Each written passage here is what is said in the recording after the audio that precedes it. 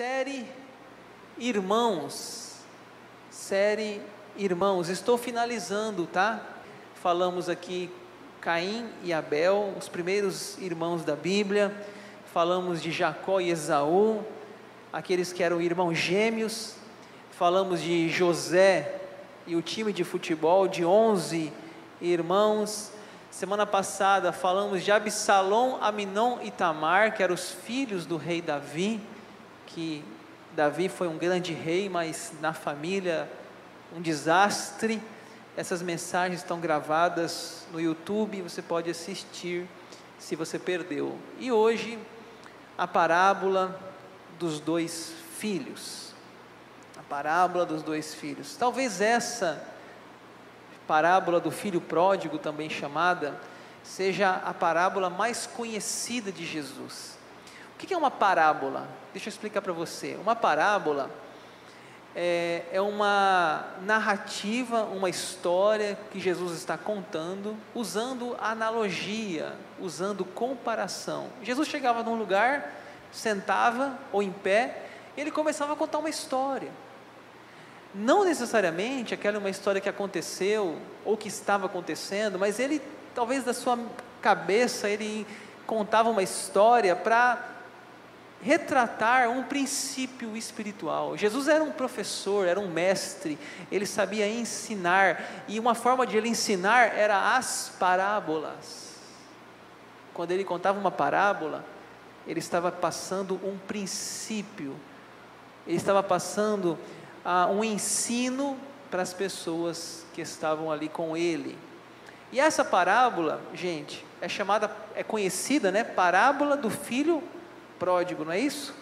Parábola do filho pródigo, mas a Bíblia não chama ela de parábola do filho pródigo. Na sua Bíblia talvez está escrito ali em negrito, parábola do filho pródigo, mas isso aqui é uma adição, tá bom? Isso é uma adição de quem publicou a Bíblia. Essas palavras em negritos não é a Bíblia são somente os versículos, tá bom?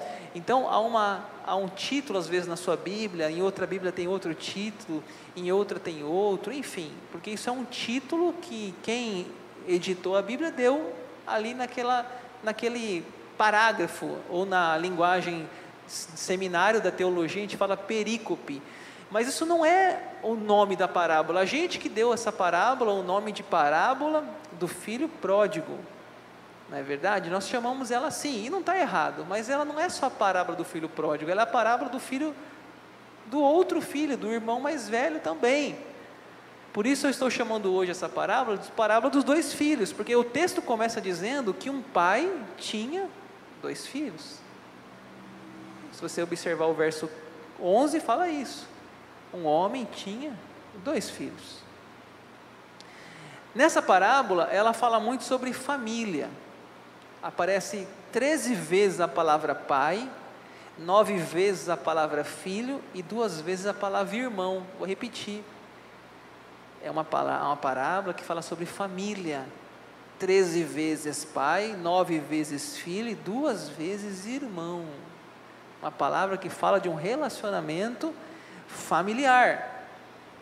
E nós vamos então ver o que essa parábola nos ensina hoje, dentro da nossa série sobre irmãos. Vamos começar lá no verso 11. Jesus continuou: certo homem tinha 2 filhos. O mais moço deles disse ao pai: pai, dá-me a parte dos bens que me cabe, e eles repartiu os haveres. Então vamos entender aqui, versículo por versículo, essa história. Uma pessoa, um homem, tinha 2 filhos, e agora vai dar um destaque no filho mais moço, o filho pródigo. Esse filho mais moço, ele chega ao pai, e ele pede o quê? A parte dos bens que me cabe. Pessoal, o que ele está pedindo aqui é a morte do pai, porque o pai só dividia a herança quando ele morria. Imagine hoje, por exemplo, eu tenho um filho de 12 anos, meu filho chega: pai, me dá a minha herança. Que herança, filho? Está doido? Estou construindo a minha herança, Meu patrimônio tem uma casinha que está em financiamento ainda. Você quer o patrimônio do quê? Aquilo ali é uma ofensa para o pai, ele está falando isso aqui. Isso aqui é uma ofensa. Ainda mais naquela época, que era uma época totalmente patriarcal. Os filhos se dirigiam aos pais, sim senhor, não senhor. Esse jovem nessa parábola, gente, ele poderia ser castigado por ele ter feito essa pergunta aqui. Eu sabia que na Bíblia não era muito leve não, na época da Bíblia lá, eles apedrejavam o filho rebelde para servir de exemplo para a nação, que não era para agir daquele jeito com seus pais. Apedrejavam o filho, praça pública. Não tinha esse negócio de conselho tutelar, nada disso não. Então veja bem, o que esse jovem pede é muito grave, ele pede a herança de um pai vivo, ele está decretando a morte do pai, mas interessante que esse pai, ele diz, tudo bem, você quer a herança? Beleza, o pai repartiu os haveres. O que eu tenho aqui? Eu tenho uma fazenda, um sítio, vale $500 mil, então tá, 250 mil para você, 250 mil para o outro, está aqui seu dinheiro, e deu para ele o que ele queria, que era o seu dinheiro. Verso 13 diz que, passaram não muitos dias, o filho mais moço, ajuntando tudo o que era seu, partiu para uma terra distante, e lá dissipou todos os seus bens, vivendo dissolutamente. Então aquele filho mais novo, até agora não apareceu o filho mais velho na história, só está falando do filho mais novo aqui. O filho mais novo, então, ele vai viver a vida, talvez ele viajou, na época tinha Babilônia, na época tinha sei lá o que, ele vai para o mundo, ele vai viver uma vida, ele diz, dissolutamente, né? Sabe o que é dissolutamente? Você pegar no dicionário, devassa, pecado, prazeres, ele viveu dissolutamente, ou seja, ele desperdiçou os bens, ele não pegou o dinheiro dele, investiu num negócio, não, ele foi lá e gastou. Eu tenho aqui $500 mil, gastou, foi gastando, uma hora acaba, e ele foi e gastou. Tem o versículo 30, o irmão dele fala, esse teu filho desperdiçou os teus bens com as meretrizes. O que é meretriz? É prostituta. Ele viveu uma vida no pecado, viveu uma vida em bebidas, em festas, boemia, só curtindo a vida, não trabalhava, não tinha um projeto de vida, não tinha Deus na sua vida, ele viveu dissolutamente, né? Dissolutamente. O que aconteceu? Verso 14, depois de ter consumido tudo, sobreveio àquele país uma grande fome, e ele começou a passar necessidade. Então ele foi e se agregou a um dos cidadãos daquela terra, e este o mandou para os seus campos a guardar porcos. Ali desejava ele fartar das alfarrobas que os porcos comiam, mas ninguém lhe dava nada. Gente, o dinheiro uma hora acaba. Quem vive dissolutamente, uma hora o dinheiro acaba. E aí ele acabou com o dinheiro. E depois de ter consumido tudo o dinheiro, o que aconteceu? Ele passou necessidade. E aí o que ele fez? Foi procurar um emprego. Até agora não fala de emprego. Depois que ele gastou, ele foi procurar um emprego. E quando ele vai procurar um emprego, qual que é o emprego que ele consegue? Guardar porcos. O que era guardar porcos? Para um judeu, o porco é considerado um animal impuro. Não sei se você sabe, mas o judeu ele não come carne de porco. Eles não criam porcos. Eles consideram o porco um animal impuro. Então, ele foi para a pior profissão para um judeu: cuidar de porcos, guardar porcos. Ele foi fazer o pior serviço possível naquela época. É isso que Jesus está dizendo na parábola. Ele foi trabalhar no pior serviço possível. E sabe o que fala o texto? Que ele queria comer o que os porcos comiam, as alfarrobas. Sabe o que é uma alfarroba? A alfarroba, ela é uma árvore da Palestina, ela tem um fruto que é como uma semente, parece com uma ervilha. Essa alfarroba é usada para alimentar cavalos, porcos e gado. Ou seja, ele queria comer alfarroba. Irmãos, não estamos falando aqui de picanha, não estamos falando aqui de pizza, nem de sanduíche, não, estamos falando de alfarroba. Ele queria comer as alfarrobas que os porcos comiam, mas ninguém lhe dava nada. Realmente ele chegou no fundo do poço, passou fome, cuidando de porco, e então ele pensa assim: vou voltar para casa. Verso 17: então caindo em si disse: quantos trabalhadores do meu pai têm pão com fartura, e eu aqui morro de fome? Levantar-me-ei, irei ter com meu pai, e lhe direi: pai, pequei contra o céu e diante de ti, já não sou digno de ser chamado teu filho, trata-me como um dos teus trabalhadores. E levantando-se foi para seu pai. Então, ele naquela situação do chiqueiro, ele naquela situação de porcos, com fome, ele pensa, ele fala assim: puxa, lá na fazenda do meu pai, lá no sítio do meu pai, os trabalhadores deles, eles têm pão, e eu aqui, eu não tenho nem alfarroba.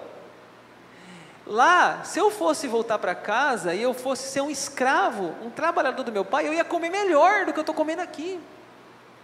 Nem estou falando como filho, estou falando como servo.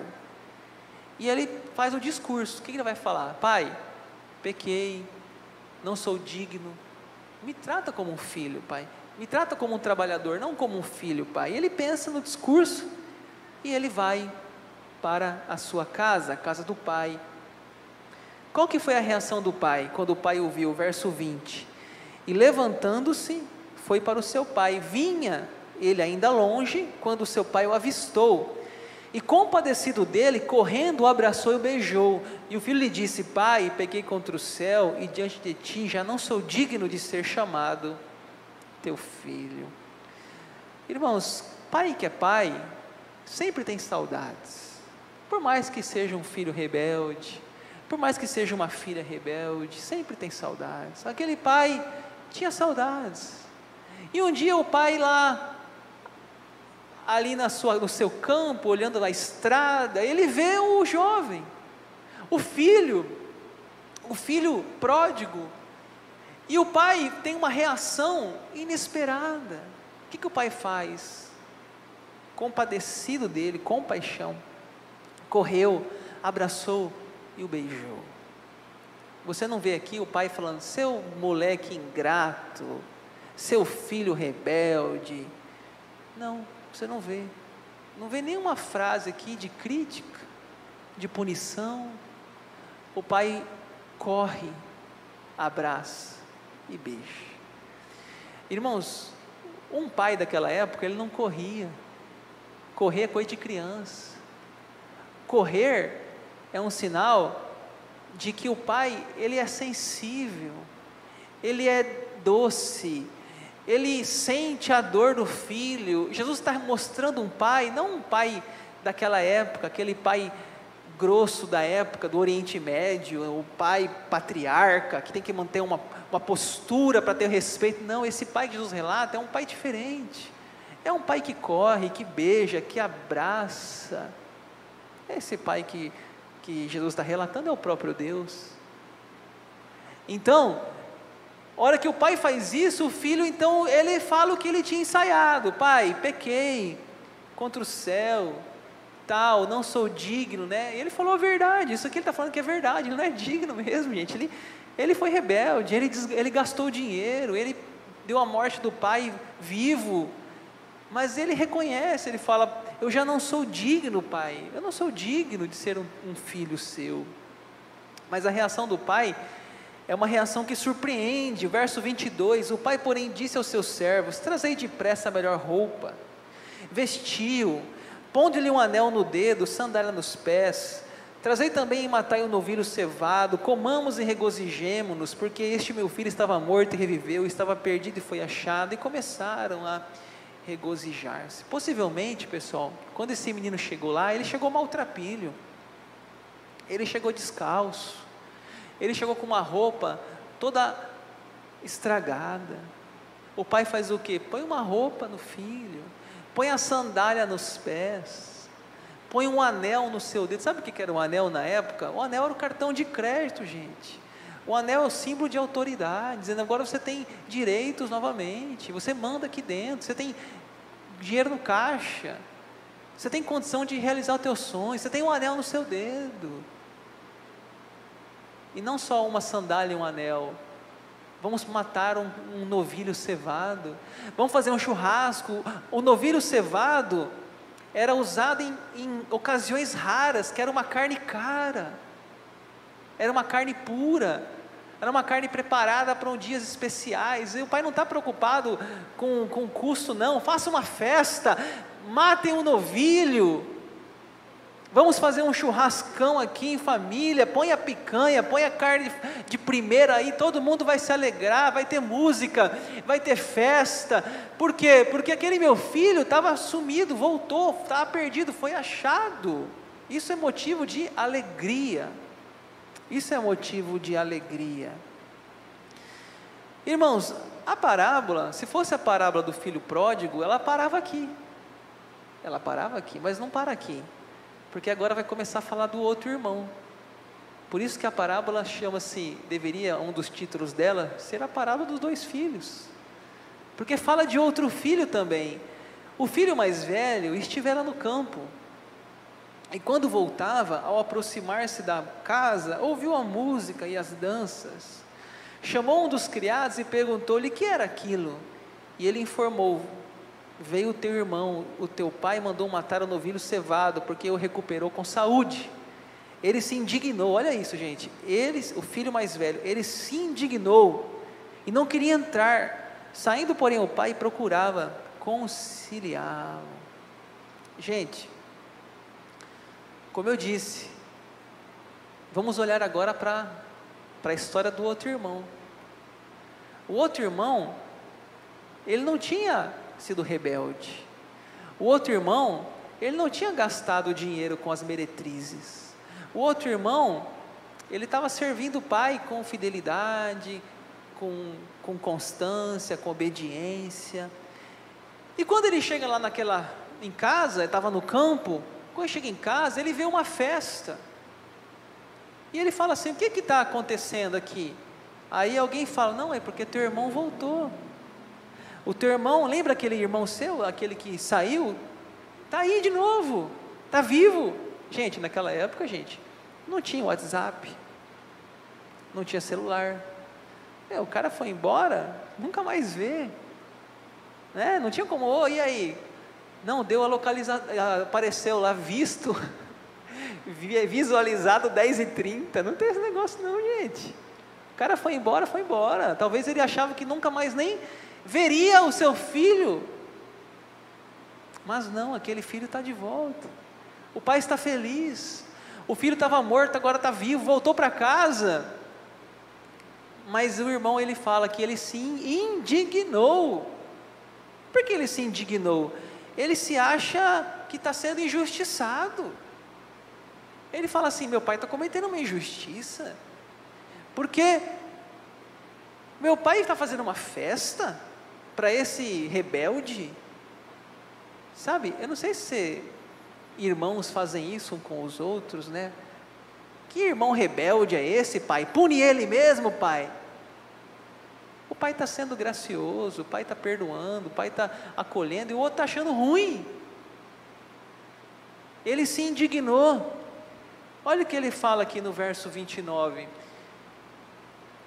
Mas ele respondeu ao seu pai: há tantos anos que te sirvo, sem jamais transgredir uma ordem tua, e nunca me deste um cabrito, nem um novilho, um cabrito sequer para alegrar-me com meus amigos. Vindo, porém, esse teu filho, veja que ele não chama de irmão, esse teu filho, que desperdiçou os teus bens com meretriz, tu mandaste matar para ele um novilho cevado. Gente, que palavra dura, palavras cortantes, palavras de ódio, palavras de que não, pune, pai, não acolhe, manda embora. E o pai está lá, tentando o quê? A Bíblia fala no verso 28, conciliar. Ele recebeu o irmão mais novo, depois ele vai no irmão mais velho. Não, mas calma, filho, vamos conciliar, vamos se entender, vamos conversar, nós somos uma família. Não, pai, não quero. Somos uma família, gente. E a parábola, irmãos, ela encerra dessa forma. Tem mais 2 versículos ali, o 31 e o 32, e ela encerra sem uma resposta final de qual foi a decisão do filho mais velho, se ele entrou em casa ou se ele ficou longe do irmão. Estava tendo a festa lá, estava tendo música, estava tendo churrasco, e aquele irmão estava lá fora, e o pai tentando trazer para dentro, mas não é simplesmente trazer para dentro, era trazer uma reconciliação. E a parábola encerra sem dar o final. Ficamos perguntando, será que esses irmãos se reconciliaram? Será que a família retornou à unidade? Será que o filho mais velho conseguirá purificar esse coração duro? Não sabemos. O pai falou, entra, e não sabemos se ele entrou. Gente, eu quero trazer para nós aqui 2 aplicações para nossas vidas essa parábola. A primeira aplicação, essa parábola é um convite para voltar para a casa do pai. Por isso que nós chamamos ela de parábola do filho pródigo. E com razão, é realmente um filho pródigo, um filho perdido. Em Lucas 15, há 3 parábolas. Se você depois olhar ali, se você já conhece, há 3 parábolas em Lucas 15. A parábola da ovelha perdida, a parábola da moeda perdida e a parábola do filho perdido. Eu vou repetir. Em Lucas 15 nós temos 3 parábolas: a da ovelha perdida, a da moeda perdida e do filho perdido. Jesus então, ele falou 3 histórias com o mesmo objetivo: a restauração do que foi perdido. A restauração do que foi perdido. Jesus usou um ser racional, o filho pródigo, um ser irracional, uma ovelha, e um objeto, uma moeda. Deus é o pastor que procura a ovelha perdida. Deus é a mulher que procura a moeda. Deus é o pai que acolhe o seu filho distante e rebelde. Deus é relatado nessa parábola como um pai bom. Talvez você tenha um pai ruim na sua vida, você não consegue ver Deus como um pai pelas suas próprias experiências de vida, mas essa parábola fala que Deus não é como esse pai que você teve, mas um pai bom, amoroso, carinhoso, prestativo, que corre, que abraça, que beija. Agora, dessas 3 parábolas, gente, a que mais ocupa espaço, a que mais tem versículos, é a parábola do filho pródigo, porque ela é o clímax das parábolas, ela é o ápice, ela é a última, que conta exatamente a história de um jovem que perde a sua herança, gasta dissolutamente, fica pobre, vai cuidar de porcos, vai morar num chiqueiro, passa fome, volta para a casa do pai, o pai o acolhe, o pai restaura, coloca uma sandália, uma roupa, um anel no seu dedo. Assim é o amor de Deus por nós, o amor que perdoa, que restaura. Essa parábola, gente, Deus é o pai e o filho pródigo somos nós. Eu não conheço a sua história, você que está assistindo online, eu não sei onde essa pregação vai chegar, mas eu quero dizer para você, a casa do pai sempre está aberta, sempre o pai vai te acolher, não importa o tamanho do seu pecado, não importa o que você fez, não importa se você viveu dissolutamente, não importa se você gastou dinheiro com meretrizes, não importa, o pai sempre aguarda o seu retorno. Essa é a aplicação, da primeira aplicação. Você sempre será bem-vindo novamente. E você acha às vezes que quando você voltar, que o pai vai julgar, o pai vai gritar, não, ele vai dizer, vamos fazer uma festa, esqueça o que passou, vamos recomeçar de novo. Essa é a primeira mensagem dessa parábola, que todos aqueles que um dia saíram, viraram as costas, encontrarão um pai amoroso aguardando o seu retorno. Essa é a primeira aplicação dessa parábola. A segunda aplicação dessa parábola é que nós temos que se alegrar pelo perdido que volta. Essa é a mensagem que Jesus também nos passa aqui. A mensagem é para aqueles que estão dentro da casa do Pai, é para aqueles que estão firmes na fé, é para aqueles que não se desviaram, é para aqueles que estão só observando a volta do filho perdido. E nós temos que dizer quando ele volta, que bom que você voltou, que bom que você está aqui novamente na casa do Pai, que bom que você decidiu voltar. É isso que a gente tem que dizer, se alegrar. Vamos pensar aqui uma coisa, se por exemplo, um irmão seu, você deve ter algum irmão ou irmã, e aquela pessoa cometesse um problema, uma grande mentira, uma desobediência, e um dia ela voltasse, qual seria a sua reação? Você diria, meu irmão, minha irmã, que bom que você está diferente, que bom que você amadureceu, que bom que você foi perdoado, eu quero também perdoar você, eu quero caminhar com você. Ou você diria, esse teu filho que gastou os teus bens, mas esse teu filho é teu irmão. Ou imagine nós aqui na igreja, estamos aqui, com a graça de Deus, estamos em pé, estamos servindo ao Senhor, aí aquela pessoa que muito tempo que não aparece na igreja, e a gente sabe que ela desviou, que ela cometeu um deslize, que ela se afastou, de repente ela volta, qual é a nossa reação? Criticar, expulsar, ou dizer, oh, que bom que você voltou, nós estávamos orando por você, nós estávamos aqui torcendo pela sua volta, que bom que você voltou, você é bem-vindo à casa do Pai. Então é isso que a parábola nos fala, que nós temos que o quê? Nos alegrar, e não nos entristecer quando um pecador se arrepende. E se você observar o contexto dessa parábola, lá em Lucas 15, verso 1, ele fala que aproximavam-se de Jesus publicanos e pecadores para ouvir, mas os fariseus murmuravam, este recebe pecadores e come com eles. Então veja bem, essa lição é para quem? É para os fariseus.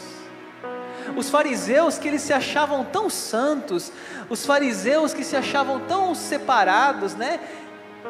Eles falavam assim, não Jesus, não coma com essa gente não, isso é pecador, esse povo aí não merece o Senhor não, Jesus. Mas Jesus falou que ele veio para os doentes e não para os sãos. Você lembra aquela vez que Jesus passando conheceu um homem chamado Zaqueu? E Zaqueu, ele era um homem mal visto, ele cobrava impostos dos judeus. E Jesus fala assim, Zaqueu, eu quero jantar na tua casa, quero cear na tua casa. Muitos falaram, mas Jesus, você vai na casa de um pecador, Jesus? Sim, eu vou, porque eu vim para buscar e salvar o perdido. Esse é o ministério de Jesus, vir para buscar e salvar o perdido. E foi tão intensa o relacionamento de Jesus e Zaqueu, que Zaqueu falou assim, se eu traí alguém, defraudei alguém, roubei alguém, eu quero devolver 4 vezes mais. Jesus falou, hoje houve salvação nessa casa.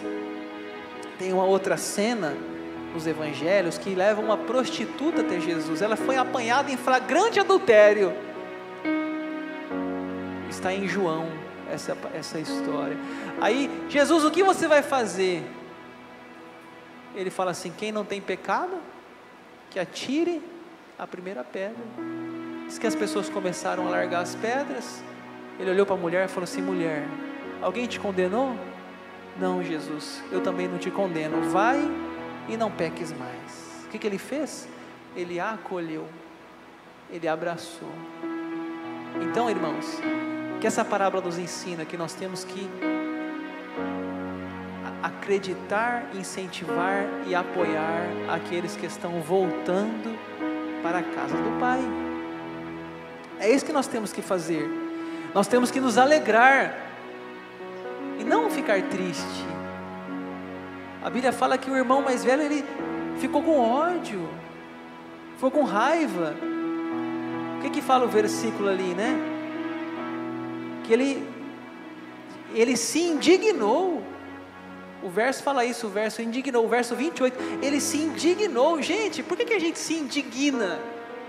Porque alguém volta. Se seu coração fizer isso, você está sendo um fariseu, porque você se sente superior.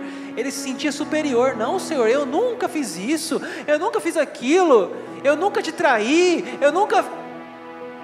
Gente, você não peca em pensamento também? Você não peca em palavras? Você não peca de várias formas?